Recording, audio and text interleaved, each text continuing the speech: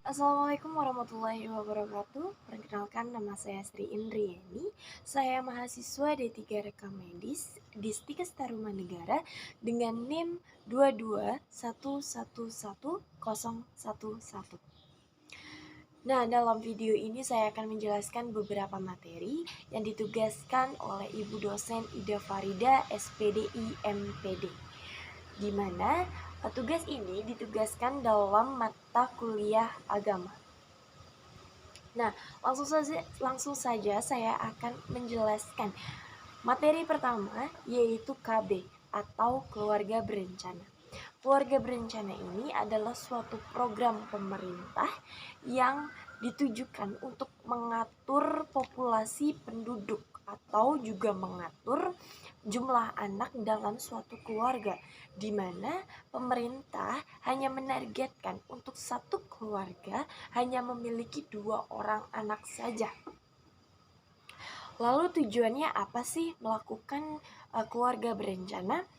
Tujuannya adalah untuk menunda kehamilan atau mencegah terjadinya kehamilan.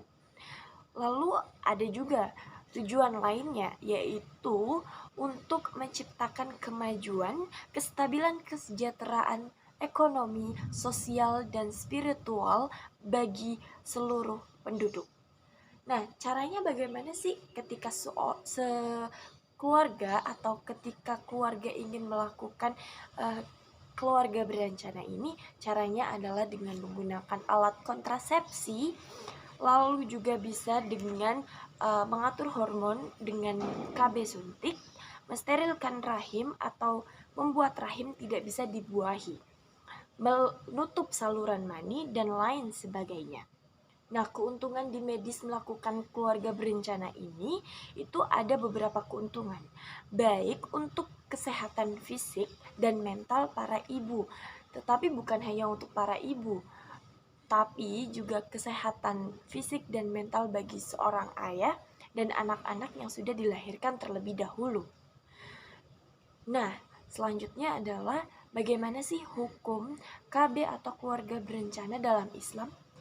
Nah, KB dan keluarga berencana ini dalam Islam ada 2 hukum, di mana yang pertama adalah keluarga berencana diharamkan atau tidak diperbolehkan oleh Islam, di mana hal ini itu tercantum atau ada dalam hadis yang mengatakan bahwa nikahilah perempuan yang penyayang dan banyak anak, karena aku akan berlomba dalam banyak jumlahnya umat. Hadis riwayat Abu Daud.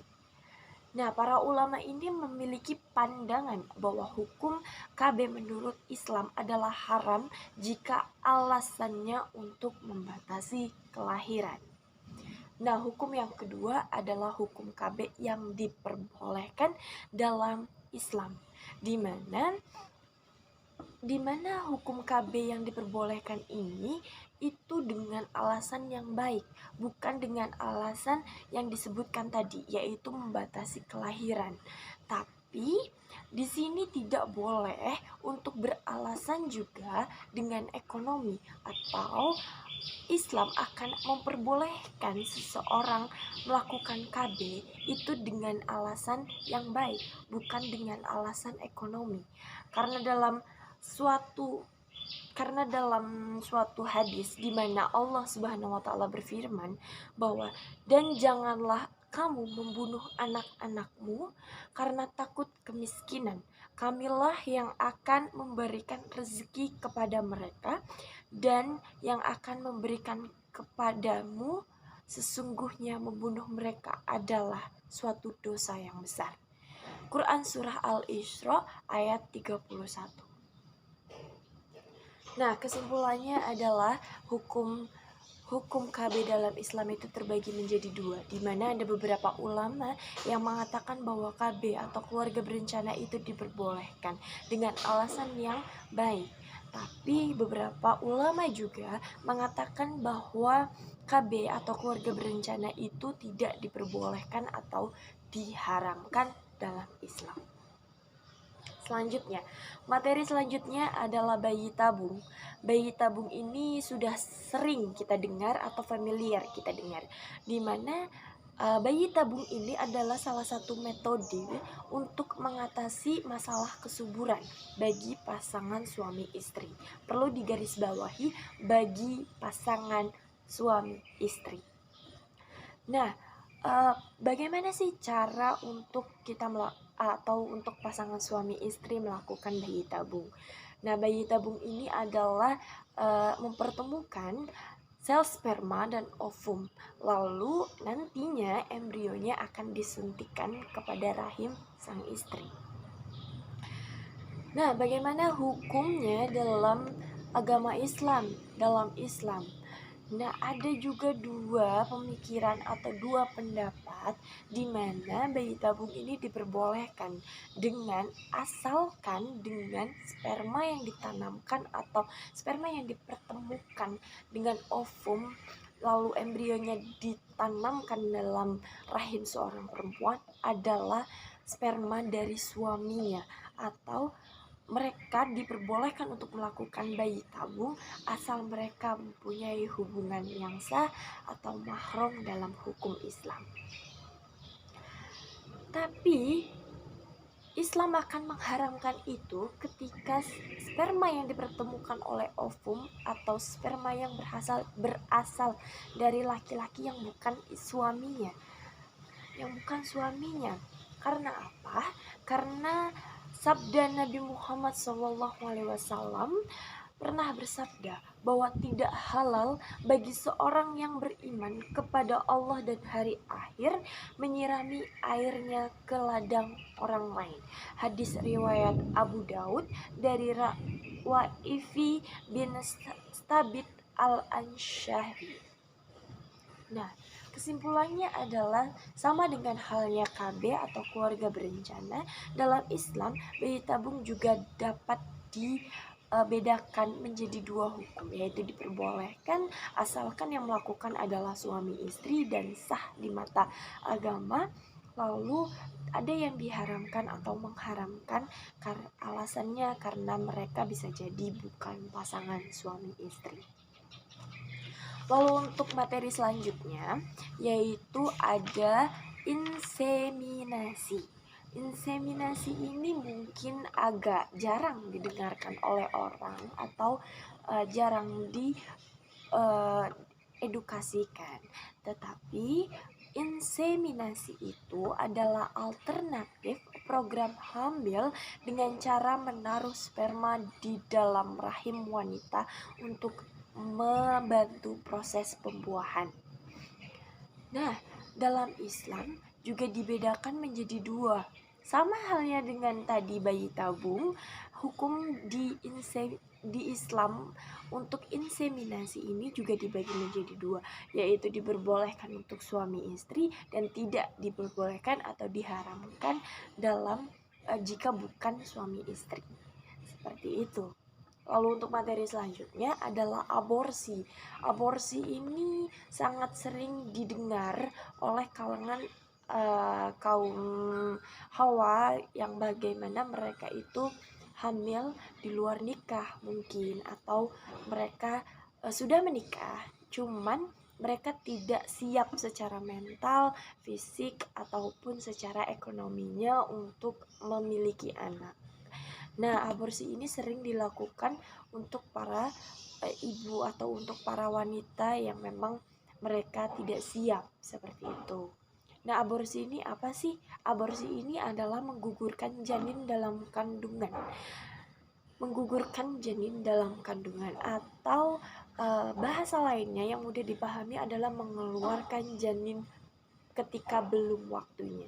Misalnya, baru 2 bulan dalam kandungan karena beliau atau karena perempuan itu, ibu itu tidak siap untuk memiliki anak, maka dalam waktu 2 bulan itu, umur 2 bulan itu, bayinya dikeluarkan secara paksa, dimana itu diharamkan dalam Islam. Karena itu sama saja membunuh seseorang yang tidak bersalah, bayi yang tidak bersalah lalu dibunuh. Itu tidak diperbolehkan.